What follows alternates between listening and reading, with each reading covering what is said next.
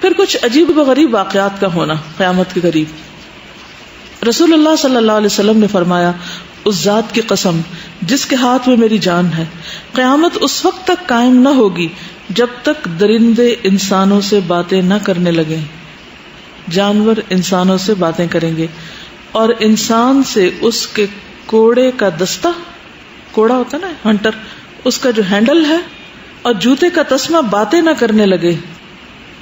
اب دیکھیے کہ ایک وقت تھا کہ جس میں جب فون ایجاد ہوا، اب آپ دیکھیے کہ فون جو پہلے تھے جن کے ساتھ تار لگی ہوتی تھی، یا یہ جو آپ کا مائک ہے، اس کی شکل کیسے بن جاتی ہے؟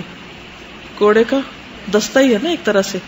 اچھا، پھر اس کے بعد آپ دیکھیے کہ اب موبائلز کا دور آ گیا ہے. پھر موبائلز کے بعد اب ایسا دور آ رہا ہے کہ جس میں مختلف جو ضرورت کی چیزیں ہیں انہی کے اندر ہی ایسے سسٹم لگے ہوئے ہیں کہ آپ ان کے پاس بیٹھے ہیں اور ان کے اندر باتیں کر رہے ہیں، بجائے اس کے کہ الگ سے فون نام کی چیز ہو، مثلا پین کے اندر، مثلا کیلکولیٹر کے اندر.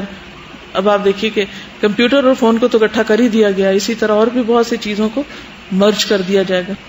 ہیڈ فونز جو لگاتے ہیں آپ، بالکل لٹرلی بھی ایسا ہو سکتا ہے کہ وہ بولیں.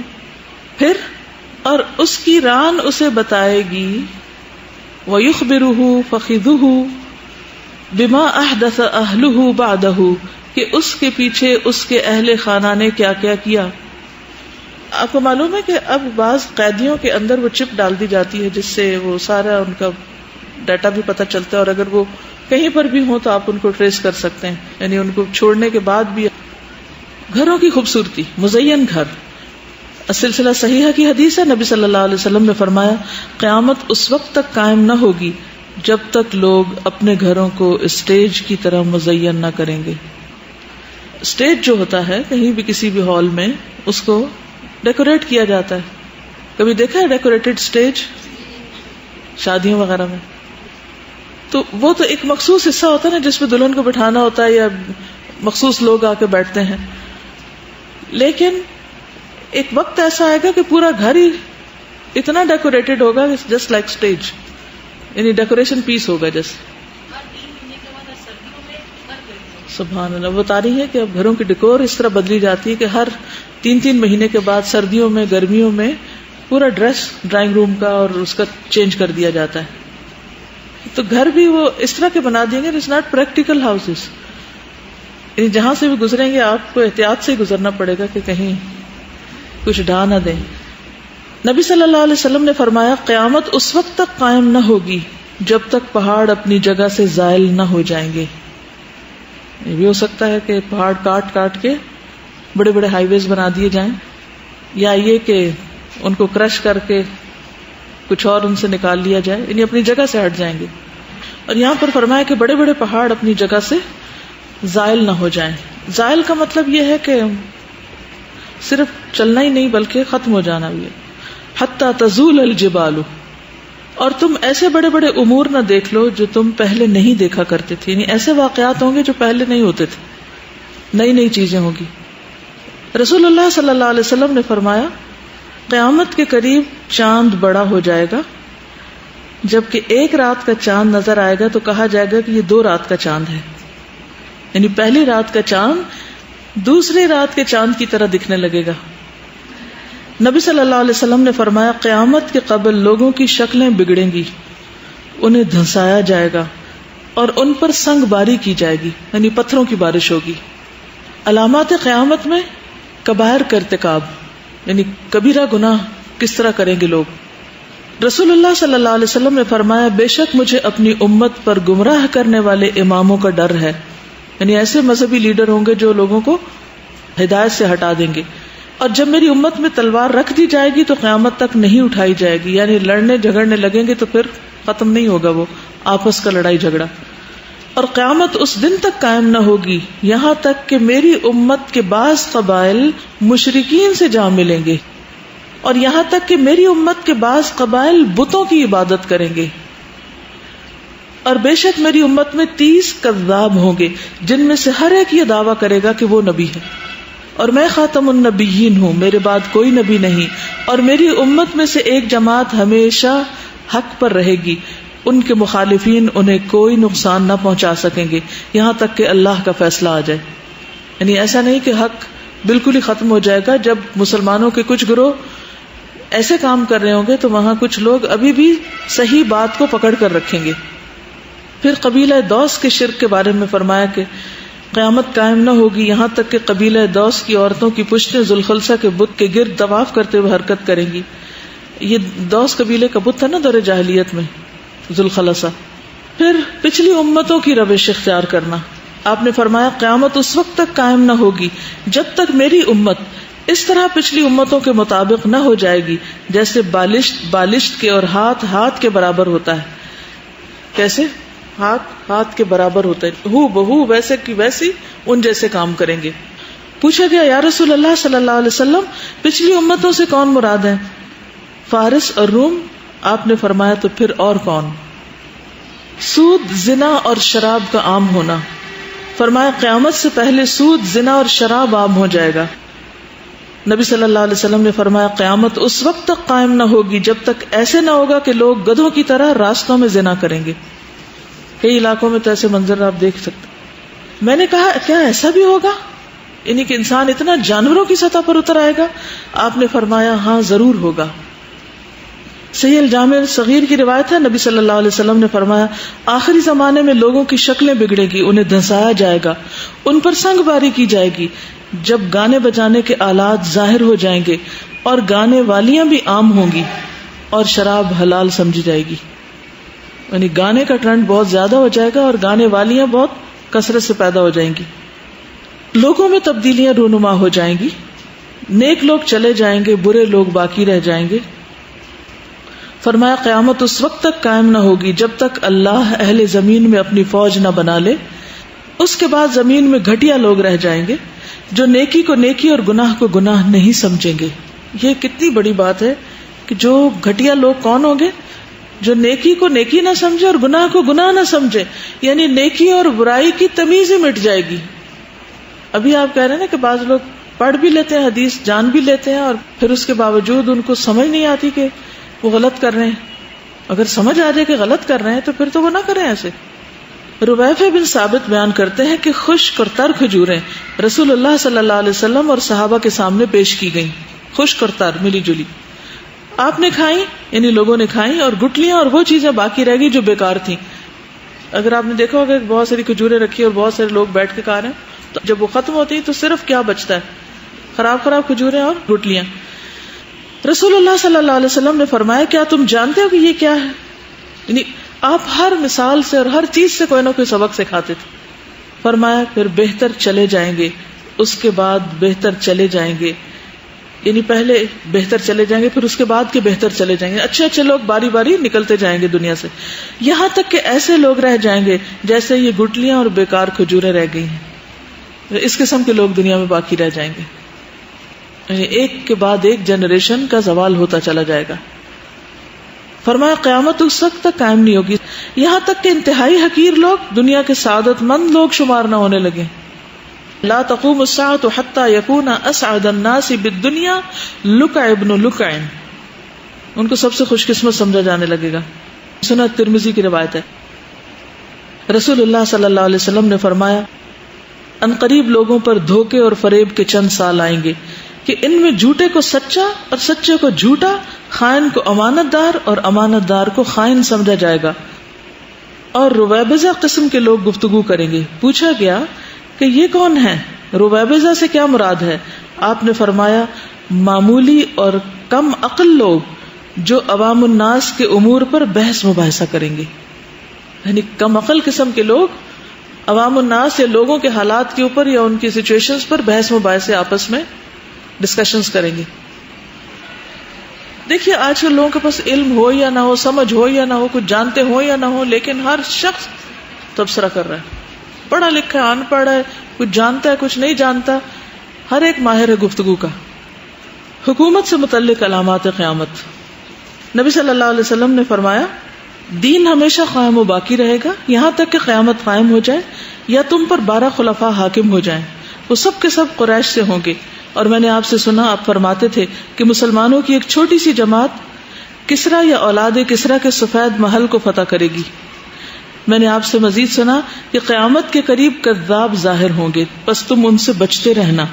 قیامت کے قریب کذاب ظاہر ہوں گے، جھوٹے لوگ، جھوٹی باتیں پھیلانے والے. ایک اور روایت میں آتا ہے آپ نے فرمایا قیامت اس وقت تک قائم نہ ہوگی جب تک کہ قبیلہ قحطان میں ایک شخص ایسا پیدا نہ ہو جو لوگوں پر اپنی لاٹھی کے زور سے حکومت کرے گا، یعنی ظالم حکمران ہوگا. فرمایا دنوں اور راتوں کا سلسلہ اس وقت تک ختم نہ ہوگا یہاں تک کہ ایک آدمی بادشاہ بن جائے گا جسے جہجاہ کہا جائے گا، یعنی یہ بھی ایک عجیب نام ہے. پھر امت کے آخر میں ایک خلیفہ ہوگا جو بغیر شمار کیے لب بھر بھر کر لوگوں کو دے گا، یعنی اچھے لوگ بھی آئیں گے بیچ بیچ میں. ایک اور روایت میں مسند احمد کی علامات قیامت میں یہ بات بھی شامل ہے کہ بکریوں کے چرواہے لوگوں کے حکمران بن جائیں گے. برہنہ یا ننگے بھوکے لوگ بڑی بڑی عمارتوں میں ایک دوسرے پر فخر کرنے لگیں گے اور لونڈی اپنے مالک یا مالکن کو جنم دینے لگے گی.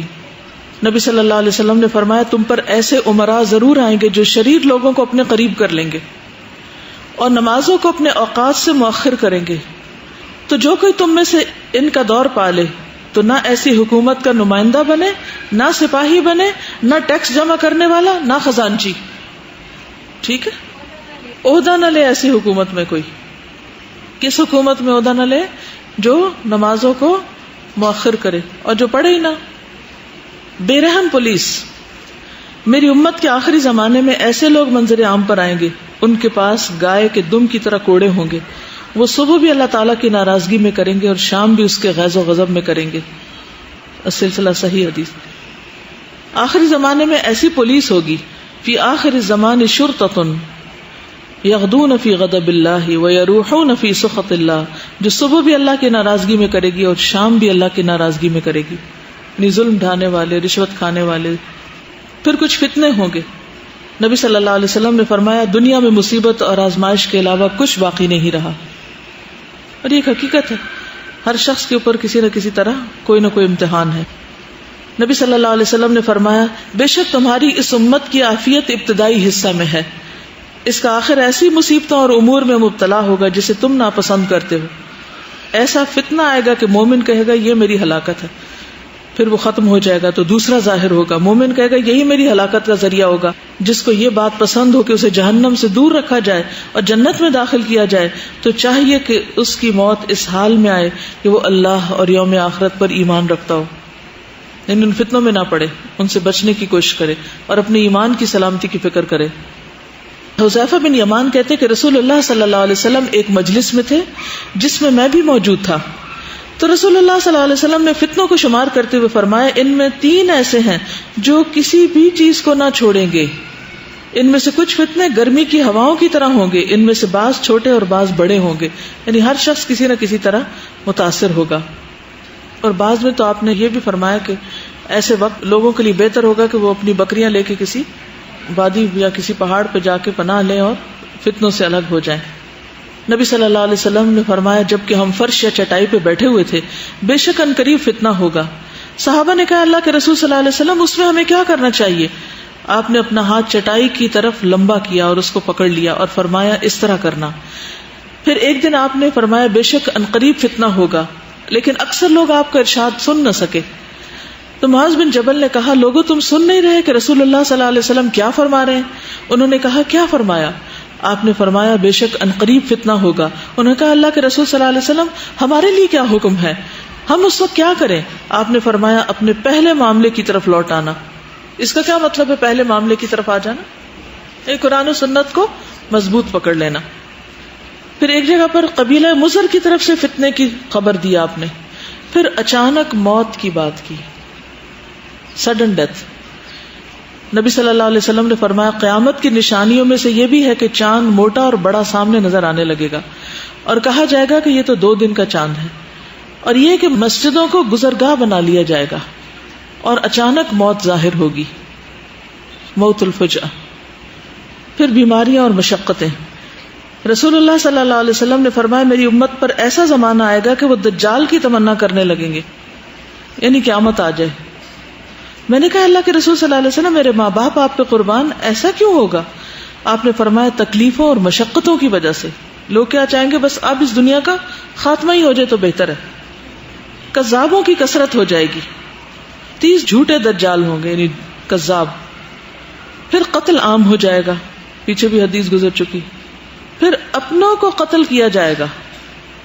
نبی صلی اللہ علیہ وسلم نے فرمایا قیامت اس وقت تک قائم نہ ہوگی جب تک آدمی اپنے پڑوسی، اپنے بھائی اور باپ کو قتل نہ کرے گا، یعنی رشتوں کا بھی احترام ختم ہو جائے گا. پھر کچھ جغرافیائی تبدیلیاں ہوں گی، یعنی زمین کا جغرافیہ بدل جائے گا. عرب میں دریاؤں اور نہروں کا آنا، فرمایا قیامت اس دن تک قائم نہ ہوگی جب تک سرزمین عرب دریاؤں اور نہروں سے لبریز نہ ہو جائے، یعنی تھوڑی بہت بھی نہیں، بہت زیادہ ہو جائیں گی.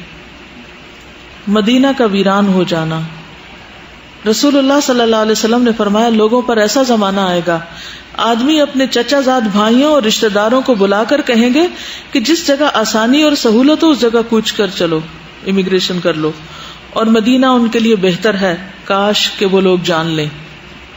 اس ذات کی قسم جس کے ہاتھ میں میری جان ہے، جو بھی مدینہ سے اعراض کرتے ہوئے نکلے گا، منہ موڑ کے مدینہ چھوڑ کے کہیں اور جائے گا، تو اللہ اس شخص کی جگہ اسے آباد کرے گا جو اس سے بہتر ہوگا، یعنی ان کی جگہ اس سے بہتر لوگ لے لیں گے.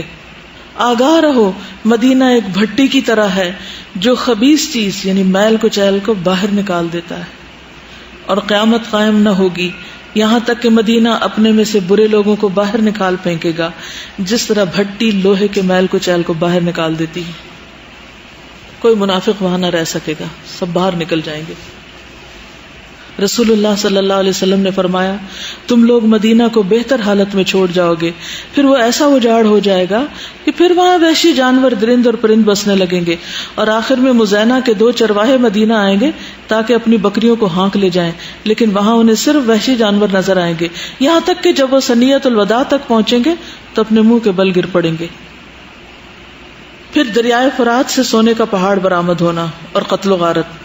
فرمایا ان قریب دریائے فرات سے سونے کا ایک پہاڑ برآمد ہوگا، جب لوگ اس کے بارے میں سنیں گے تو اس کی طرف روانہ ہو جائیں گے، بس جو لوگ اس کے پاس ہوں گے وہ کہیں گے کہ اگر ہم نے لوگوں کو چھوڑ دیا تو وہ سارے کا سارا لے جائیں گے. اس پر وہ قتل اور قتال کریں گے، بس ہر 100 میں سے 99 آدمی قتل کر دیے جائیں گے. اس سونے کے پہاڑ کے پیچھے اتنی زیادہ قتل و غارت ہو جائے گی. پھر کثرت سے بارش ہونا. قیامت اس وقت تک قائم نہ ہوگی جب تک کہ اس طرح کی بارش نہ ہوگی جس سے خیمے والے تو بچ جائیں گے مگر کچے پکے مکانات والے نہ بچ سکیں گے، یعنی بارش کی کثرت سے مکان گر جائیں گے. ایک اور حدیث میں فرمایا مسند احمد کی روایت کہ قیامت اس وقت تک قائم نہ ہوگی جب تک بارشیں خوب کثرت سے نہ ہوں، لیکن زمین سے پیداوار بالکل نہ ہوگی، یعنی بارشیں بہت ہوں گی مگر زمین اگانے کے قابل نہیں رہے گی. اور آپ نے دیکھا کہ جب بے موسمی بارشیں ہوتی ہیں نا تو تب بھی چیزیں نہیں اگتی، فصلیں تیار نہیں ہوتی. زلزلوں کی کثرت ہو جائے گی. نبی صلی اللہ علیہ وسلم نے فرمایا ان قریب شام، یمن اور عراق میں فوجیں جمع ہو جائیں گی. یہ بات اللہ ہی بہتر جانتا ہے کہ نبی صلی اللہ علیہ وسلم نے پہلے کس شہر کا نام لیا تھا، یعنی شام یا یمن کا. آپ نے 3 مرتبہ یہ فرمایا. پھر فرمایا کہ شام کو اپنے اوپر لازم پکڑ لو، جو شخص ایسا نہ کر سکے وہ یمن چلا جائے، اس کے کنووں کا پانی پیے، کیونکہ اللہ عز و جل نے شام اور اہل شام کا میرے لیے ذمہ لیا. مال سے متعلق علامات قیامت. نبی صلی اللہ علیہ وسلم نے فرمایا قیامت کے آنے سے پہلے مال و دولت کی اس قدر کثرت ہو جائے گی اور لوگ اس قدر مالدار ہو جائیں گے کہ اس وقت صاحب مال کو اس بات کی فکر ہوگی کہ اس کی زکوٰۃ کون قبول کرے گا، اور اگر کسی کو دینا بھی چاہے گا تو اس کو یہ جواب ملے گا کہ مجھے اس کی حاجت نہیں. یعنی لا تقوم الساعة حتى يكثر فيكم المال. ایک تو یہ دور گزر چکا ہے جس میں مسلمانوں کے اندر ایسا دور آیا تھا، لیکن ہو سکتا ہے کہ پھر ایسا دور آئے. ایک چیز جس میں سیکھنے کی ہے وہ یہ کہ زکوٰۃ لینے والا کوئی نہ ہوگا. اس سے کیا بات سمجھ میں آتی ہے اور فکر کس بات کی کرنی چاہیے؟ یعنی فرض کیسے ادا کریں گے اگر کوئی لینے والا نہ ہو. دوسری بات یہ ہے کہ اگر کوئی لینے والا نہیں تو ہمیں نیکی کا موقع کیسے ملے گا؟ بعض اوقات ہم اپنے ایک فرض کو اپنے لیے مشکل سمجھتے ہیں اور اپنے اوپر ایک بوجھ سمجھتے ہیں، لیکن اس پر بھی شکر ادا کرنا چاہیے کہ اللہ نے کچھ چیزیں ہم پر فرض کر دی اور فرض کر کے ہمیں ان کی ادائیگی کی توفیق دی اور اس کے ذریعے ہمیں نیکی کا موقع عطا کیا. اگر فرض نہ ہو تو شاید ہم کریں بھی نہ. صدقے کے بارے میں اکثر سوچتے رہتے ہیں اچھا کریں گے اور پھر بھول جاتے ہیں. تو پھر یہ ہے کہ اگر کوئی لیتا ہے ہم سے کچھ تو ہم اس پر احسان نہ جتایا کریں، بلکہ اس بات پر شکر کیا کریں کہ اس نے لے کر ہمیں نیکی کا موقع عطا کیا۔ زکوٰۃ ادا نہ کریں تو مال بھی پاک نہیں ہوتا۔ پھر حلال و حرام کی تمیز ختم ہو جائے گی۔ نبی صلی اللہ علیہ وسلم نے فرمایا ایک زمانہ ایسا آئے گا کہ انسان اس کی پرواہ نہ کرے گا کہ مال اس نے کہاں سے لیا، حلال طریقے سے یا حرام طریقے سے، یعنی یہ تمیز مٹ جائے گی، اس کا احساس ہی ختم ہو جائے گا۔ ایک اور حدیث میں آتا ہے السلسلہ صحیحہ کی، نبی صلی اللہ علیہ وسلم نے فرمایا قیامت اس وقت تک قائم نہ ہوگی جب تک کہ فطریں ظاہر نہ ہوں، جھوٹ عام ہو جائے گا، منڈیاں قریب ہو جائیں گی، وَتَتَقَارَبُ الْأَسْوَاقُ، اسواق سوق کی جمع ہے، بازار قریب قریب آ جائیں گے۔ کیا مطلب اس کا؟ بہت شاپنگ مالز بن جائیں گے، ہر طرح کی شاپنگ آپ ایک ہی جگہ کر لیں گے، قریب قریب آ جائیں گے، ایک ہی چھت تلے سب چیزیں، سوئی سے لے کے کار تک ایک ہی جگہ مل جائے گی۔ ایک معنی یہ ہو سکتا ہے گلوبل مارکیٹ، ٹھیک ہے، یعنی کہ مختلف چیزیں ہو سکتی، بازاروں کی کثرت ہو جائے گی، ضرورت ہو یا نہ ہو۔ جی ای مارکیٹنگ ہوتی ہے، گھر پہ ایک کلک کے ساتھ آپ لے لیں جو لینا چاہتے ہیں۔ تتقارب الاسواق ویتقارب الزمان، اور وقت قریب آ جائے گا، یعنی وقت جلدی گزرے گا، یہ کہیے۔ ویکثر الحرج، اور حرج زیادہ ہوگا۔ کہا گیا کہ حرج کے کیا معنی؟ فرمایا قتل۔ ایک اور روایت میں آتا ہے صحیح بخاری، قیامت اس وقت تک قائم نہ ہوگی جب تک کہ لوگ بڑی بڑی عمارتوں پر آپس میں فخر نہ کریں، ہائی رائزز پر فخر کریں گے کہ کس کی عمارت کتنی زیادہ لمبی ہے۔ ایک تو یہ کہ ایک علاقے کے لوگ، اور ایک یہ کہ پھر دنیا بھر ایک دوسرے سے مقابلہ کرنے لگے کہ کس ملک کا ٹاور کتنے فٹ ہے، اور پھر اس کو پیچھے چھوڑنے کے لیے ایک اور ملک مقابلے میں آ جائے، پھر اس کے لیے ایک اور آ جائے، اللہ عالم۔ رسول اللہ صلی اللہ علیہ وسلم نے فرمایا، ایک اور حدیث ہے صحیح ترغیب و ترہیب کی، ان قریب میری امت میں ایسے لوگ ہوں گے جو طرح طرح کے کھانے کھائیں گے، رنگ برنگے مشروب پیئیں گے، طرح طرح کے کپڑے پہنیں گے، ڈیزائنرز، گفتگو میں بے احتیاطی کریں گے، طرح طرح کی سواریوں پر سوار ہوں گے، وہ میری امت کے بدترین لوگ ہوں گے۔ آپ دیکھیے کہ سارا کمپٹیشن کس میں رہ گیا ہے۔ یہ ضروریات ہیں انسان کی، لیکن اب یہ ضروریات سے آگے بڑھ کے دکھاوا، نمائش اور مقابلہ بازی اور سٹیٹس سمبل بن گئی ہیں چیزیں۔ پھر ایک اور روایت میں آتا ہے انسانوں سے زیادہ جانوروں پر خرچ ہوگا۔ نبی صلی اللہ علیہ وسلم نے فرمایا لوگوں پر ایسا وقت بھی آئے گا کہ ان کے دل اجمیوں کے دلوں کی مانند ہو جائیں گے، قلوبہم قلوب الاعاجم، دنیا کو ترجیح دیں گے، اور ان کا طریقہ اعراب والا ہوگا، جو بھی رزق ان کے پاس آئے گا وہ اس کو جانوروں پر لگا دیں گے، جہاد کو تکلیف سمجھیں گے، زکوٰۃ کو جرمانہ سمجھیں گے، اور چٹی تصور کریں گے، مغرمن۔ ابھی تو کتوں کی جو غذاؤں کے وہ آپ نے منظر نہیں دیکھے، کہ یعنی کہ صرف کھانے پینے میں نہیں بلکہ ان کی جیکٹس اور ان کے کھلونے اور ان کی شیمپو اور ان کے برش اور پھر ان کے آئس کریم اور ان کی یعنی ہر وہ چیز جو انسانوں کے لیے ہے اس سے ملتی جلتی چیزیں مخصوص ان کے لیے، ان کی بھی چوائسیز ہوتی ہیں کیا کھانا اور کیا نہیں۔ خواتین اور علامات قیامت، کان کھول کے سنیے، آنکھیں کھول کے رکھیے، سوئیے نہیں، کوئی سو رہا تو اس کو بھی جگا دیجیے۔ تو خواتین اور علامات قیامت، رسول اللہ صلی اللہ علیہ وسلم نے فرمایا میری امت کے آخری زمانے میں لوگ کجاووں کی طرح زینوں پر سوار ہوں گے۔ کجاوا کیا ہوتا ہے؟ جو اونٹ کے اوپر رکھا جاتا ہے، اس کی طرح زینوں پر سوار ہوں گے، وہ مساجد کے دروازوں پر اتریں گے، یعنی کہ ان کی جو سواری ہوگی عین مسجد کے دروازے پہ جا کے رکے گی، اس کے سامنے اتریں گے، پھر مسجد میں جائیں گے، پیدل نہیں جائیں گے، گاڑیاں کہہ لیجئے، گاڑیوں کی قسمیں کہہ لیجئے۔ ان کی عورتیں لباس پہننے کے باوجود ننگی ہوں گی، ان کے سر دبلے پتلے بختی اونٹوں کی کوہان کی طرح ہوں گے، عورتوں کے سر بختی اونٹوں کے کوہانوں کی طرح ہوں گے۔ ایسی عورتیں ملعون ہیں، ان پر لعنت کرنا۔ اگر تمہارے بعد کوئی اور امت ہوتی تو تمہاری عورتیں اس کی خدمت کرتی، جیسا کہ تم سے پہلے والی امتوں کی عورتوں نے تمہاری خدمت کی ہے. دیکھیے کہ بنی اسرائیل کا جب زوال ہوا تھا تو ان کی عورتوں کے ساتھ کیا کیا گیا تھا. قرآن مجید میں بنی اسرائیل کی سزا جو بتائی گئی ہے، بیٹوں کو مار دیتے تھے، مردوں کو مار دیتے تھے اور عورتوں کو غلام بنا لیتے تھے. تو اسی طرح بہت سی جنگوں میں عورتیں ہاتھ آئیں، غلام بنی. یعنی بعد میں اگر کوئی اور امت آتی ہے، نہیں کوئی اور پیغمبر آتا تو وہ پیغمبر کیا کرتا؟ ایسے مردوں یا ایسے لوگوں کے خلاف جہاد کرتا جیسے نبی صلی اللہ علیہ وسلم نے اپنے دور میں یہود کے ساتھ کیا تھا. تو فرمایا اگر کوئی اور امت آتی، یعنی اتنا زوال ہو جائے گا مسلمان امت میں کہ لٹرلی وہ اس قابل ہو جائیں گے کہ بس وہ پھر واقعی غلام بنا لیے جائیں. کیونکہ جو قوم اللہ کے حکم کی اطاعت نہیں کرتی اور اللہ کی فرما برداری میں جھجک محسوس کرتی اور غیر قوموں کی تقلید کرتی اور ان کو فالو کرتی، تو پھر وہ ان کی غلام بنا دی جاتی. دیکھیے سر کے اندر تو غلامی ہے ہی ہے نا، کہ نہیں ہے نا. وہ تو ایسی مروبیت ہے کہ اس کے بغیر کچھ سوچ نہیں پاتے، اور وہ نکل کے باہر بھی آ جاتی. ہمارے ہیئر سٹائل میں، ہمارے اسکارف لینے کے سٹائل میں، ہمارے لباس میں، ہماری باقی چیزوں میں، جب تک اس کا کوئی نہ کوئی اثر ہمارے اوپر نظر نہ آئے تو لگتا ہے جیسے ہم پڑھے لکھے ہی نہیں ہیں. اس کے بغیر ہمیں لگتا ہے کہ ہم بیکورڈ ہیں. معلوم نہیں وہ کون سا کیڑا گھس گیا ہمارے دماغ میں کہ جس سے میں جنرل بھی بات کر رہی ہوں کہ مسلمان عورتوں کے اندر یہ آ گیا کہ جب تک ہم دوسروں کی غلامی اختیار نہیں کریں گے تو شاید ہم عزت سے سر نہیں اٹھا سکتے. اس طرح کا حلیہ اور اس طرح کا ڈریس عموماً کسی ضرورت کے تحت نہیں بنایا جاتا. کس لیے ہوتا ہے؟ تاکہ ہم کانفیڈنٹ نظر آئیں، بہتر نظر آئیں، ایک سٹائل کے لیے.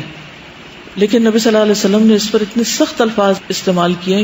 ضرور اس میں حکمت ہے کوئی، کیونکہ یہ ساری چیزیں ایک خاص ٹرینڈ کی آئیڈینٹیفیکیشن بھی ہوتی ہیں اور ایک خاص ٹرینڈ سیٹ بھی کرتی ہیں اور ایک خاص طریقے کو جنم دیتی ہیں. کیونکہ جو لباس ہوتا ہے انسان کا، یہ جو سٹائل ہوتا ہے، وہ اس کی گفتگو، اس کے سوچنے کے انداز اور اس کی چال ڈھال ہر چیز پر اثر انداز ہوتا ہے.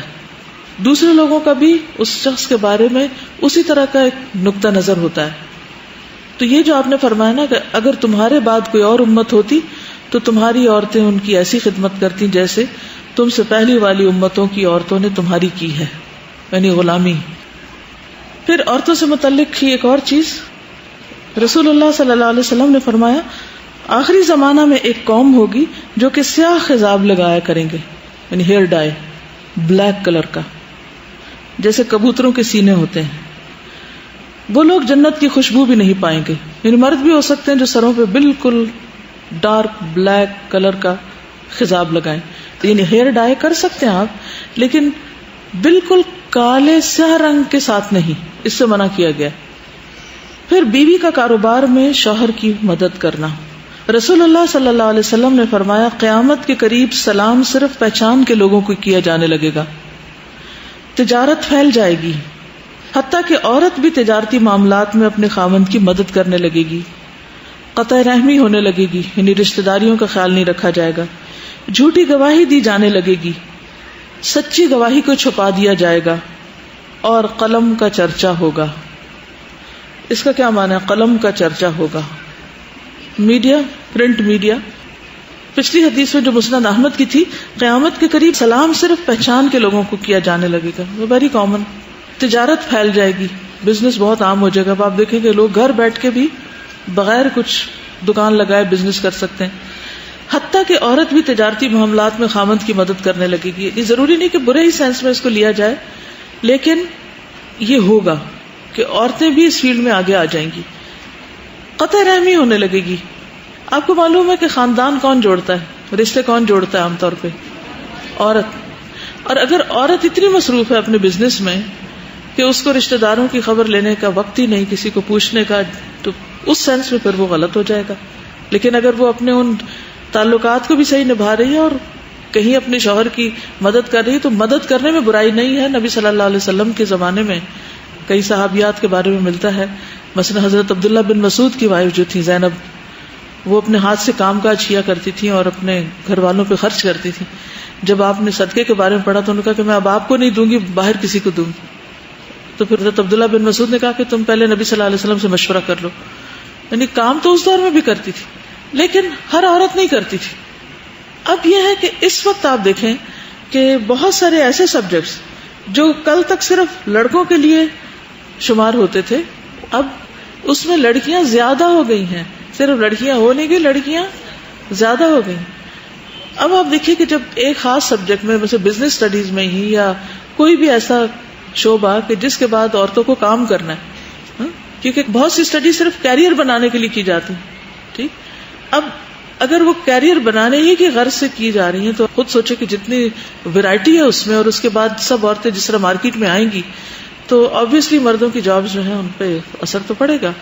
پھر یہ ہے کہ ٹھیک ہے کہیں ایسے الفاظ میں عورت کو منع نہیں کیا گیا کوئی بزنس نہ کرے یا کیریئر اختیار نہ کرے, لیکن کوئی بھی کام کرنے سے پہلے یہ ضرور دیکھ لے کہ اس سے آپ کے فرائض کتنے متاثر ہو رہے ہیں, آپ کی اپنی بنیادی ذمہ داریاں, کیونکہ ان کے بارے میں تو پوچھو گی. مثلا کہ شوہر کا حق نہیں دیا تو پوچھو گی, بچوں کی تربیت نہیں کی تو پوچھو گی, لیکن اگر بزنس نہیں کیا تو پوچھو گی, پوچھ نہیں ہوگی. اور پھر جھوٹی گواہی دی جانے لگے گی, سچی گواہی کو چھپایا جائے گا اور قلم کا چرچا ہوگا. اس میں آپ دیکھیے تقریباً ساری علامتیں باقی جو ہیں وہ اسی طرح ہی بیان ہوئی ہیں کہ ناپسندیدہ امور ظاہر ہو جائیں.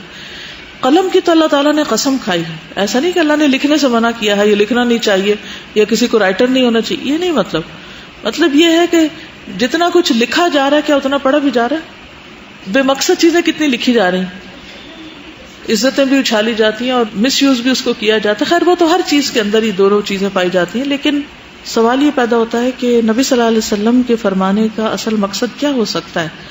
دیکھیے زندگی کتنی تھوڑی ساری ہے نا, چھوٹی سی زندگی ہے, اور اگلا امتحان بہت سخت ہے. دنیا کے کسی بھی امتحان سے بڑا امتحان ہے جو مرنے کے بعد ہم سب کو پیش آنے والا ہے. اگر کوئی چیز بھی ہمیں اپنے اندر اتنا مشغول کر لیتی ہے کہ ہم اس سے غافل ہو جاتے ہیں تو اس سے بڑا کوئی نقصان نہیں, چاہے وہ قلم ہو, چاہے وہ پھر بزنس ہو, یا پھر کوئی اور چیزیں ہوں. ایون اگر آپ کہتے ہیں کہ ایک طرف اگر قطع رحمی منع ہے نا, حرام ہے, تو دوسری طرف فیملی میں ٹو مچ انوالومنٹ اور سارا انٹرسٹ فیملی کے اندر ہی ہونا وہ بھی منع ہے. لا تلکم اموالکم ولا اولادکم عن ذکر اللہ ومن یفعل ذلک فاولئک هم الخاسرون. یہ بھی درست نہیں, اس کی بھی اجازت نہیں. تو ہر چیز میں اعتدال ہی ٹھیک ہے. علامات قیامت میں سب سے پہلی علامت جس کو ہم قرار دے سکتے ہیں ابتدائی علامات میں, وہ حضور صلی اللہ علیہ وسلم کی بعثت ہے, کیونکہ قیامت سے پہلے ایک آخری نبی نے آنا تھا, تو وہ نشانی سب سے پہلے پوری ہو گئی. رسول اللہ صلی اللہ علیہ وسلم نے فرمایا, مجھے اور قیامت کو اس طرح بھیجا گیا ہے, آپ نے شہادت اور درمیانی انگلی کو آپس میں ملا دیا, یعنی بیچ میں اور کچھ نہیں. دین اسلام اور علامات قیامت, ایمان کا اٹھ جانا. رسول اللہ صلی اللہ علیہ وسلم نے فرمایا, قیامت اس وقت تک قائم نہ ہوگی یہاں تک کہ زمین میں اللہ اللہ کہنے والا کوئی نہ ہوگا. اور ایک اور روایت میں ہے, لا الہ الا اللہ نہ کہا جائے گا. صحیح مسلم کی روایت ہے. اسلام اور قرآن کا مٹ جانا. رسول اللہ صلی اللہ علیہ وسلم نے فرمایا, کپڑے کے بیل بوٹوں کی طرح اسلام مٹتا جائے گا. پہلے وہ دھاگے سے کڑھائی کرتے تھے نا کپڑوں کے اوپر, تو پھر وہ دھو کے تو کچھ اس کے جو دھاگے تھے وہ اکھڑ جاتے تھے اور وہ پھول چھوٹے ہوتے جاتے, تو اس کی مثال دی گئی. حتیٰ کہ یہ بھی معلوم نہ ہوگا کہ نماز, روزہ, قربانی اور صدقہ کسے کہتے ہیں. اس میں سے کچھ باتیں تو اب بھی کچھ لوگوں کو نہیں پتا کہ یہ کیا چیزیں. ایک رات میں اللہ کی کتاب کو مٹا دیا جائے گا, حرف اٹھ جائیں گے, اور زمین میں ایک آیت بھی باقی نہ رہے گی.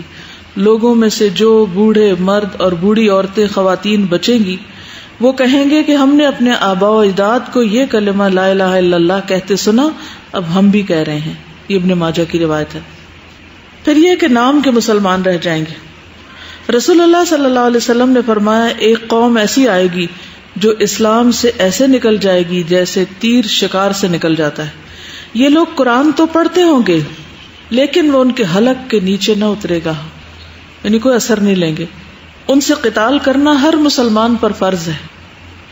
رسول اللہ صلی اللہ علیہ وسلم نے فرمایا, آخر زمانہ میں کچھ لوگ ایسے پیدا ہوں گے جو کم عمر، کم عقل اور بے وقوف ہوں گے. لوگوں کے اقوال میں سے بہترین بات کریں گے، یعنی بڑی بڑی کوٹیشنز کوٹ کریں گے، لیکن اسلام سے اس طرح صاف نکل چکے ہوں گے جیسے تیر جانور کے پار نکل جاتا ہے. شکار کرے نا تو تیر ایک طرف سے دوسری طرف نکل جاتا ہے. ان کا ایمان ان کے حلق سے نیچے نہیں اترے گا. تم جہاں انہیں پاؤ قتل کر دو، کیونکہ ان کے قتل کرنے والے قاتل کو قیامت کے دن ثواب ملے گا. صحیح بخاری کی روایت ہے یہ. پھر عبادات سے متعلق کچھ علامات. طہارت اور دعا میں مبالغہ.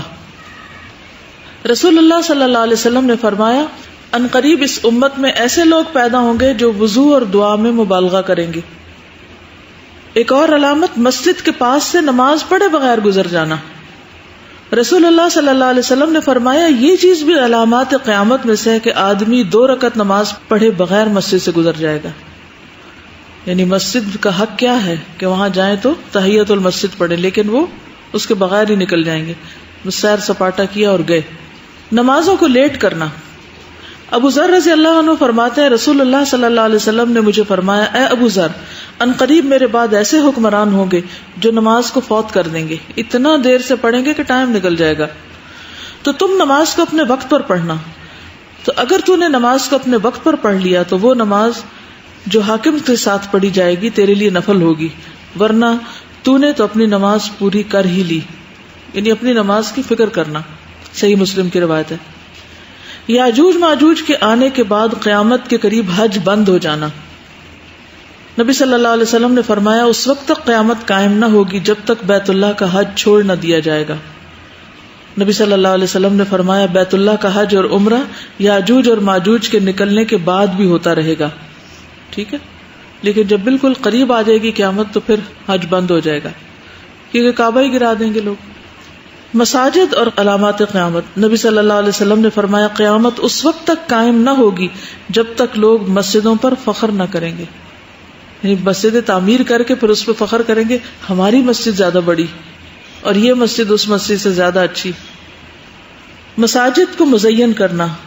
رسول اللہ صلی اللہ علیہ وسلم نے فرمایا جب تم لوگ مساجد کو مزین کرو گے، مصاحف یعنی قرآن مجید کے نسخے، ان کو خوبصورت بناؤ گے تو تم پر ہلاکت و بربادی ہوگی. یعنی ساری تمہاری دینی کوشش بس اس پہ آ کے رہ جائے گی، روح نکل جائے گی نا صرف ظاہریت پہ کہ قرآن خوبصورت ہو، گولڈ میں لکھا ہوا ہو، ایسی جلد ہو، ایسا خط ہو، ایسے طریقے کا ہو، اس پہ خوب مینہ کاری ہوگی. اور اسی طرح مسجدوں پر بھی بہت مال و دولت صرف کیا جائے گا، لیکن نہ کوئی مسجد جانے والا اور نہ کوئی قرآن پڑھنے والا. مساجد میں بھی دنیا کی باتیں ہوگی. اور اب آپ کوئی خطبہ سن لیں جا کے ذرا. رسول اللہ صلی اللہ علیہ وسلم نے فرمایا آخری زمانے میں ایسے لوگ ہوں گے جو مسجدوں میں حلقوں کی صورت میں بیٹھیں گے، یعنی گروپس بنا کے. ان کی سب سے بڑی فکر دنیا ہوگی کہ دنیا کے حالات کیا ہیں. ایسے لوگوں کے پاس نہ بیٹھنا. اللہ تعالیٰ کو ایسوں کی کوئی ضرورت نہیں. یہ سلسلہ صحیح کی حدیث ہے. فرمایا آخری زمانے میں ایسے لوگ ہوں گے جو مسجدوں میں دنیاوی گفتگو کریں گے.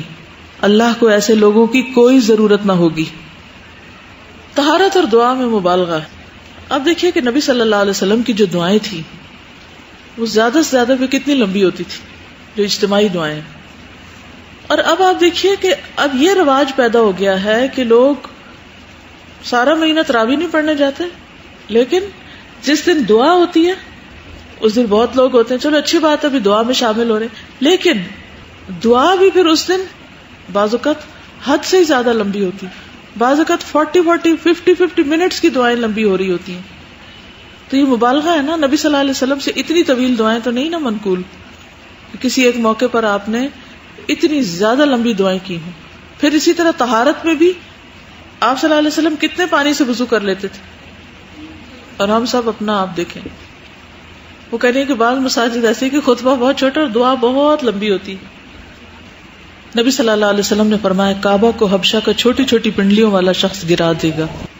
نبی صلی اللہ علیہ وسلم نے فرمایا گویا میری نظروں کے سامنے وہ پتلی ٹانگوں والا سیاہ آدمی ہے جو کعبہ کے ایک ایک پتھر کو اکھاڑ پھینکے گا. نبی صلی اللہ علیہ وسلم نے فرمایا بیت اللہ سے فائدہ حاصل کر لو، اس کو 2 مرتبہ گرا دیا جائے گا اور تیسری بار اٹھا لیا جائے گا. علم کا اٹھ جانا. قیامت اس وقت تک نہ آئے گی جب تک علم دین نہ اٹھ جائے گا. بخاری کی روایت ہے یہ. زیاد بن لبید کہتے ہیں ایک مرتبہ نبی صلی اللہ علیہ وسلم نے کسی چیز کا تذکرہ کیا اور فرمایا کہ یہ علم ضائع ہونے کے وقت ہوگا. ہم نے عرض کیا یا رسول اللہ صلی اللہ علیہ وسلم ہم خود قرآن پڑھتے ہیں, اپنے بچوں کو پڑھاتے ہیں, پھر وہ اپنے بچوں کو پڑھاتے ہیں, یہ سلسلہ قیامت تک یوں ہی چلتا رہے گا تو علم کیسے ضائع ہو جائے گا؟ فرمایا ابن ام لبید تمہاری ماں تجھے گم کرے, میں تو سمجھتا تھا کہ تم مدینہ کے بہت سمجھدار آدمی ہو, کیا یہ یہود و نصارہ تورات اور انجیل نہیں پڑھتے؟ دراصل یہ لوگ اس میں موجود تعلیمات سے معمولی سا بھی فائدہ نہیں اٹھاتے, بڑے بڑے عالم ہیں لیکن عمل کچھ بھی نہیں. قیامت کے قریب خطباء زیادہ اور علماء کم ہو جائیں گے, اسپیکر زیادہ ہو جائیں گے اور عالم اسکالرز کم ہو جائیں گے. رسول اللہ صلی اللہ علیہ وسلم نے فرمایا آج تمہارے زمانے میں علماء زیادہ ہیں اور خطباء کم. اگر کسی نے اپنے علم کے 10ویں حصے پر بھی عمل نہ کیا تو وہ گمراہ ہو جائے گا, اور بعد میں ایسا زمانہ بھی آئے گا کہ اس میں خطباء زیادہ ہوں گے اور علماء کم. اگر اس زمانے میں کسی نے اپنے علم کے 10ویں حصے پر بھی عمل کر لیا تو وہ نجات پا جائے گا. یعنی اتنی قلت ہو جائے گی عمل کی کہ اگر 10ویں حصے پر بھی عمل کر لیا تو اس سے بھی کچھ خیر و بھلائی نکل آئے گی. پھر جھوٹی حدیثوں کی اشاعت ہوگی.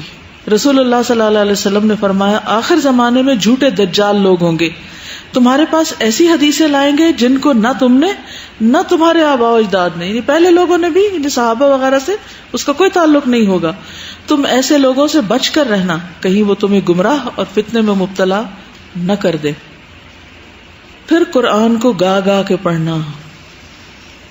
رسول اللہ صلی اللہ علیہ وسلم نے فرمایا 6 چیزوں سے پہلے عمل کر لو: بے وقوفوں کی حکومت, پولیس والوں کی کثرت, قطع رحمی, فیصلوں کی خرید و فروخت, یعنی ججز کو رشوت دے کے جو مرضی فیصلہ کرا لو, قتل کو معمولی سمجھنا, اور نوجوان لڑکے آئیں گے جو قرآن کو گا گا کے پڑھیں گے, وہ ایسے آدمی کو امام بنائیں گے جو نہ فقیہ ہوگا نہ عالم, وجہ صرف یہ ہوگی کہ وہ انہیں گا گا کر قرآن سنائے گا, یعنی راگ لگائیں گے قرآن پڑھنے میں. اور پھر لوگ ظاہر ہے کہ گانا پسند کرتے ہیں اور گانا سننا بھی پسند کرتے ہیں, تو اگر دین کے نام پر انہیں کوئی ایسا مل جائے تو وہ اور زیادہ ان کے نفس کو مزہ دے گا. یعنی دین کا جو مزاج ہے یا روح ہے یا ٹرینڈ ہے وہی تبدیل ہو جائے گا. دیکھیے خوش الحانی سے پڑھنا تو اپنی جگہ ہے, لیکن گا کے راگ لگا کے, اب میں نقل نہیں اتار سکتی ورنہ میں آپ کو بتاتی کہ گا کے پڑھنے کا مطلب کیا ہے. دل نہیں مانتا کہ میں نقل اتاروں نا, کیونکہ وہ ایک مرتبہ آپ صلی اللہ علیہ وسلم فرمایا تھا کہ مجھے اگر اتنا اور اتنا بھی دے دیا جائے تو میں کسی کی نقل نہ اتاروں. جسے راگ نہیں لگاتے, جیسے گانوں کے یا نظموں کے یا نغموں کے, اس طریقے پر جھوم جھوم کے پڑھنا, اور جہاں لمبا نہیں کرنا وہاں لمبا کرنا, اور یعنی کہ اس میں قاعدے قوانین کی کوئی روح رعایت نہیں ہوتی, اس میں صرف گائکی کے اوپر نظر ہوتی ہے. ٹھیک. اور پھر جب وہ اردو پڑھتے ہیں تو اس کو بھی گا کے پڑھتے ہیں, یعنی صرف قرآن نہیں, اس کا ترجمہ بھی گا کے پڑھا جاتا ہے. رسول اللہ صلی اللہ علیہ وسلم نے فرمایا ایسے لوگ بھی پیدا ہوں گے جو قرآن تو پڑھیں گے لیکن وہ ان کی ہنسلی کی ہڈی یعنی حلق سے نیچے نہ اترے گا, یعنی اس سے متاثر نہیں ہوں گے. جب ان کی ایک لہر اٹھے گی, یعنی ایسے لوگوں کا ایک گروپ اٹھے گا, نمودار ہوگا, تو اسے روک دیا جائے گا. یہ سلسلہ جاری رہے گا حتیٰ کہ ان لوگوں کے بڑے لشکروں میں دجال ظاہر ہوگا. پھر فرمایا ایک اور حدیث ہے, ان قریب ایسے لوگ آئیں گے کہ وہ قرآن مجید کی خوش اسلوبی سے ادائیگی کو اتنی اہمیت دیں گے جتنی کہ تیر کے سیدھا کرنے کو دی جاتی ہے, لیکن اس کا بدلہ دنیا میں وصول کریں گے اور اس کے اجر و ثواب کو آخرت تک مؤخر نہیں کریں گے. قرآن پڑھا کر اپنی پیروی چاہنا, یعنی قرآن پڑھانے والا کیا چاہے گا کہ لوگ اس کو فالو کریں.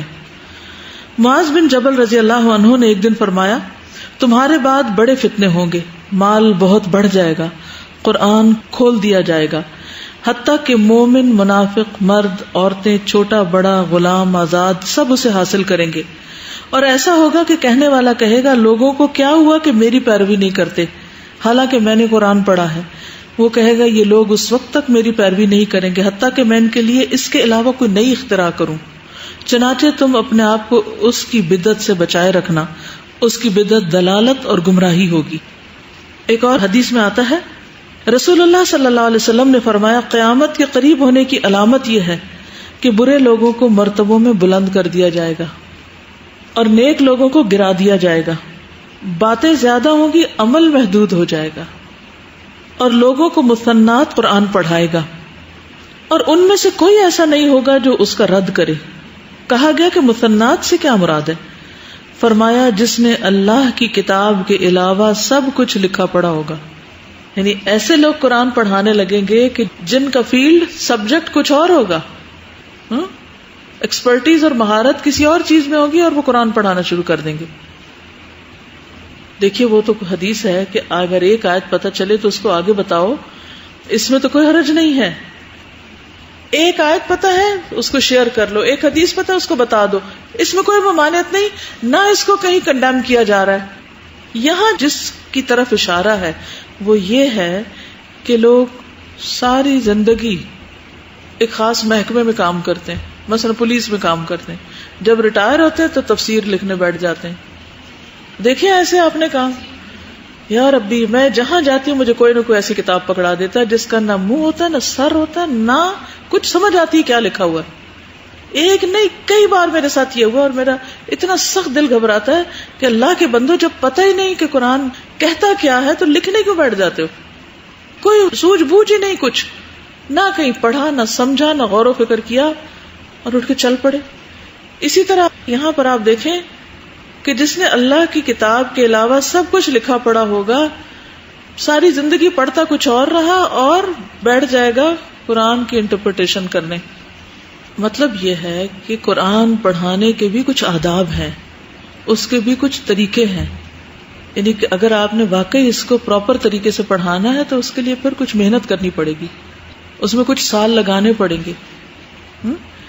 لیکن آپ دیکھیے کہ بہت سے دینی اداروں میں بھی یہی ہوتا ہے، پورا قرآن نہیں پڑھایا جاتا اور ان کو عالم کا سرٹیفکیٹ دیتے ہیں. مجھے اتنی حیرت ہوتی ہے. اور بعض یونیورسٹیوں میں اسلامک اسٹڈیز میں ماسٹرز کی ڈگری دیتے ہیں اور قرآن پورا نہیں پڑھا ہوتا. ایک بیسک بک کی نہیں پڑھی آپ نے، ماسٹر کہاں سے بن گئے آپ؟ حتیٰ کہ پی ایچ ڈی لوگ کر لیتے ہیں اور انہوں نے پڑھا نہیں ہوتا اس کو. تو یہ کیا ہے؟ اور روب جماعتیں 8 سال کا کورس کیا اور پورے قرآن کا ترجمہ تفسیر نہیں پڑھی، اور پھر جنہوں نے یہ سب کچھ کیا تو ان کو تو عالم نہیں مانا جاتا، اور طرح طرح کی بحث مباحثے کرنے والے علماء قرار پاتے ہیں. تو مشکل یہ ہے کہ ہمیں بات کی روح کو سمجھنا ہے کہ نبی صلی اللہ علیہ وسلم نے کس چیز کی طرف اشارہ کیا ہے. اور اگر ہم واقعی سنجیدگی سے چاہتے ہیں نا کہ قرآن کی خدمت کریں تو پھر اس کے لیے جان مارنی پڑے گی، خون جلانا پڑے گا، اور اس میں گہرائی میں جانا پڑے گا. پھر اخلاقیات اور علامات قیامت. قیامت کے نزدیک اخلاق کس طرح ہو جائے گا لوگوں کا. صرف جان پہچان والے کو سلام کرنا. رسول اللہ صلی اللہ علیہ وسلم نے فرمایا قیامت کی علامات میں سے کہ انسان صرف اپنی جان پہچان کے آدمی کو سلام کیا کرے گا، باقی اس کے کچھ نہیں لگتا. چرب زبان لوگوں کا آنا. فرمایا قیامت قائم نہ ہوگی یہاں تک کہ ایک ایسی قوم آئے گی جو اپنی زبان کے بلبوتے پر کھائے گی جیسے گائے زمین سے اپنی زبان کے ذریعے کھانا کھاتی. پھر فسق و فجور ظاہر ہونا. حضرت عائشہ سے روایت ہے کہ رسول اللہ صلی اللہ علیہ وسلم نے فرمایا اس امت کے آخر میں زمین میں دھسا دینا، چہرے کا مسخ ہونا، آسمان سے پتھروں کی بارش کا ہونا واقع ہوگا. میں نے عرض کیا یا رسول اللہ صلی اللہ علیہ وسلم کیا ہم نیک لوگوں کی موجودگی کے باوجود ہلاک ہو جائیں گے؟ آپ نے فرمایا ہاں، جب فسق و فجور ظاہر ہوگا، یعنی گناہ اور نافرمانیاں ظاہر ہوں گی، پھر ایسے عذاب آئیں گے کہ نیک بد سب اس میں پسیں گے. رسول اللہ صلی اللہ علیہ وسلم نے فرمایا قیامت اس وقت تک قائم نہ ہوگی جب تک ہر طرف بے حیائی عام نہ ہو جائے، قطع رحمی اور برا پڑوس عام نہ ہو جائے، یعنی برے نیبرز، اور جب تک خائن کو امین اور امین کو خائن نہ سمجھا جانے لگے. پھر لونڈی اپنا آقا جنے گی. فرمایا جب ننگے پاؤں ننگے جسم والے لوگ لوگوں کے سردار بن جائیں گے تو یہ قیامت کی نشانی ہے. اب یہ ہے کہ یہ سب کچھ تو ہوگا، ہمیں کیا کرنا چاہیے؟ یہ چیزیں تو آپ نے بتا دی نا، یعنی کہ آپ رحمت للعالمین تھے، اور اس رحمت کا ایک حصہ کیا ہے کہ آپ نے صرف اپنے دور کے لوگوں کی رہنمائی نہیں کی، یہ ساری باتیں بتا کے بعد والوں کی بھی رہنمائی کر دی اور خبردار کر دیا. بشیر و نذیرہ تھے. یہ سب ہوگا. جب کوئی بھی چیز ظاہر ہو تو کرنا کیا چاہیے؟ ہمیں کیا کرنا چاہیے؟ یعنی یہ چیزیں ہم نے پڑھ لی، ہمیں سمجھ آ گئی، پھر ہم آس پاس دیکھتے ہیں، پھر کہیں سے کچھ سنتے ہیں، اس کے بعد ہمارا طرز عمل کیا ہونا چاہیے؟ اس کا حصہ نہ بنے، فتنوں سے الگ رہیں اور قرآن و سنت کو مضبوط پکڑیں، ایمان بچانے کی فکر کریں، اللہ اور یوم آخرت پر جو ایمان ہے اس کی حفاظت کریں. جب فتنے ہوں تو بجائے اس کے کہ ان میں پڑھیں یا ان پہ تبصرے کریں، کیا کرنا چاہیے؟ اصلاح احوال کی فکر کریں، اپنے اعمال کی فکر کریں. پہلی بات تو یہ ہے کہ قیامت کو دور نہیں سمجھنا چاہیے، قیامت کو دور نہ سمجھیں. ہم کہتے ہیں کہ اچھا ابھی تو فلاں نشانی نہیں پوری ہوئی تو ابھی نہیں آتی قیامت. قیامت کسی بھی وقت آ سکتی اور وہ نشانی کسی بھی صورت میں پوری ہو سکتی. ضروری نہیں کہ وہ نشانیاں ہم ہی ساری دیکھیں. پھر آپ دیکھیے کہ جیسے آپ نے فرمایا کہ قرب قیامت پہ ایسے حکمران ہوں گے جو نمازوں کو تاخیر سے پڑھے، تو ہمیں کیا کرنا چاہیے؟ نماز وقت پر پڑھ لینی چاہیے. پھر کذاب ظاہر ہوں گے، جھوٹے لوگ ظاہر ہوں گے، ہمیں کیا کرنا چاہیے؟ ان سے بچ کے رہنا چاہیے، ان کی باتوں میں نہیں آنا چاہیے. پھر جب جھوٹ بہت عام ہو جائے گا تو ہمیں کیا کرنا چاہیے؟ سچ کو تھام لیں، سچ کو لازم پکڑیں. نبی صلی اللہ علیہ وسلم نے فرمایا جب زمانہ قریب آ جائے گا، یتقارب الزمان والی جب نشانی پوری ہوگی تو مسلمان کا خواب جھوٹا نہ ہوگا، اور تم میں سے جو بات میں سچا ہوگا اس کا خواب بھی سچا ہوگا. اگر لوگ اس وقت گھروں کو مزین بہت زیادہ کر رہے ہوں گے تو ہمیں کیا کرنا ہے؟ اس کو صاف ستھرا رکھنا ہے، پریکٹیکل بنانا ہے. یعنی صاف ستھرا ہو، اچھا ہو، لیکن جس مقصد کے لیے گھر ہوتا ہے وہ مقصد اس میں پورا ہو، پریکٹیکل ہو. بعض اوقات نماز پڑھنے کی جگہ نہیں ہوتی، بعض اوقات یہ ہے کہ وہ اس لیے نہیں بنایا جاتا کہ اس میں ہم آرام سے رہ سکیں، کیونکہ گھر کو اللہ نے سکون کی جگہ بنایا تو وہ عذاب بن جاتا ہے ان کے لیے. اس کی صفائی ستھرائی، اس کی ڈیکوریشن، اس کی مینٹیننس، اسی کے پیچھے بھاگتے رہتے ہیں. تو ایسا گھر نہیں بنانا چاہیے جو بہت مینٹیننس مانگے، ایسا نہیں بنانا چاہیے کہ جو ہمیں اللہ سے غافل کر دے. ایسا نہیں ہونا چاہیے کہ جو دکھاوے اور نمائش کا ذریعہ ہو، جس میں کسی کے آنے کا مقام نہ ہو. کیونکہ بعض اوقات ایسا ہوتا ہے نا کہ اس طرح کا گھر بنایا جاتا ہے کہ جس میں کوئی آنے والا کمفرٹیبل نہ ہو. اپنی ڈریسنگ کو ٹھیک کرنا ہے، صلہ رحمی کرنی ہے. انہوں نے والدین کی فرما برداری کی بات کی کہ قیامت کے قریب اولاد جو ہے وہ ماں باپ کے سر چڑھ جائے گی، لونڈی اپنے آقا کو جنم دے گی. تو یعنی کہ بچے یا جو ماتحت ہوں گے وہ سر چڑھ جائیں گے ایک طرح سے. اب ایسی چیزیں جب ہیں تو ایسا تو مارکیٹ میں ہو رہا ہوگا، عوام کر رہے ہوں گے، لیکن ایک مومن کا طرز عمل ہر حال میں کیسا ہوتا ہے؟ وہ لوگوں کو دیکھ کے نہیں اپنے طریقے بناتا، وہ کس کے مطابق کرتا ہے؟ سنت کے مطابق. کیونکہ ماں باپ کے ساتھ جو احسان کرنا ہے اس کا کوئی نعم البدل ہے ہی نہیں. کوئی اور طریقہ نہیں ہے کہ جس سے آپ اتنی بڑی نیکی کما سکیں جو والدین کے ساتھ احسان کے ساتھ کما سکتے ہیں. جتنی مارکیٹیں گھر کے قریب ہو گئی، ایکسیسیبل ہو گئی، اتنا زیادہ مارکیٹ پہ گھومنے پھرنے کی جگہ بنا لی، ضرورت ہو یا نہ ہو صرف ونڈو شاپنگ. پھر یہ ہے کہ ممکنہ حد تک اپنے آپ کو فتنوں سے بچانا چاہیے. رسول اللہ صلی اللہ علیہ وسلم نے فرمایا ان قریب ایک فتنہ ہوگا جس میں لیٹا ہوا شخص بیٹھے ہوئے سے بہتر ہوگا، بیٹھا ہوا کھڑے سے بہتر، کھڑا ہوا چلنے والے سے بہتر، اور چلنے والا بہتر ہوگا اس فتنے میں کوشش کرنے والے سے، یعنی جو اس میں پڑا ہوا ہوگا. ابو بکر رضی اللہ عنہ نے فرمایا کہ یا رسول اللہ آپ مجھے کیا حکم دیتے ہیں؟ آپ نے فرمایا جس کے پاس اونٹ ہو اسے چاہیے کہ اپنے گھر والوں سے جا ملے، اور جس کے پاس مویشی ہو تو اپنی بکریوں سے جا ملے، جس کی کوئی کھیتی ہو تو زمین سے جا ملے، یعنی دور چلے جائے، دور کی جگہوں پر. کہا پس جس کے پاس ان میں سے کچھ بھی نہ ہو وہ کیا کرے؟ فرمایا اسے چاہیے کہ اپنی تلوار اٹھائے اور اس کی دھار کو پتھر پر مار کر کند کر دے تاکہ لڑنے کے قابل نہ رہے، پھر جہاں تک ہو سکے فتنے سے بچنے کی کوشش کرے. یہ سنن نبی داؤد کی روایت تھی. ابو سعید خدری سے روایت ہے رسول اللہ صلی اللہ علیہ وسلم نے فرمایا وہ وقت قریب ہے جب مسلمان کا عمدہ مال اس کی بکریاں ہوگی جن کے پیچھے وہ پہاڑوں کی چوٹیوں اور برساتی وادیوں میں اپنے دین کو بچانے کے لیے بھاگ جائے گا. کہ اصل چیز ہے اپنے دین اور ایمان کو بچانا، اس کی فکر کرنی چاہیے. صحیح بخاری. پھر لوگوں کے حقوق ادا کرنا اور خود اپنا حق اللہ سے مانگنا. عبداللہ کہتے ہیں رسول اللہ صلی اللہ علیہ وسلم نے ہم سے فرمایا تم میرے بعد بعض کام ایسے دیکھو گے جو تم کو برے لگیں گے. صحابہ نے عرض کیا یا رسول اللہ صلی اللہ علیہ وسلم آپ اس سلسلے میں کیا حکم دیتے ہیں؟ فرمایا انہیں ان کا حق ادا کرو اور اپنا حق اللہ سے مانگو. علم پر عمل کرنا، جیسے کل بھی پڑھا تھا نا کہ 10ویں حصے پہ بھی کوئی عمل کر لے گا تو نجات پا جائے گا. پھر برے لوگوں سے تعاون نہ کرنا، حکومتی عہدوں سے بچنا، قرآن و سنت کو تھامنا، اللہ کے گھر سے فائدہ اٹھانا. سبحانک اللہم و بحمدک نشہد ان لا الہ الا انت نستغفرک و نتوب الیک. السلام علیکم و رحمۃ اللہ وبرکاتہ.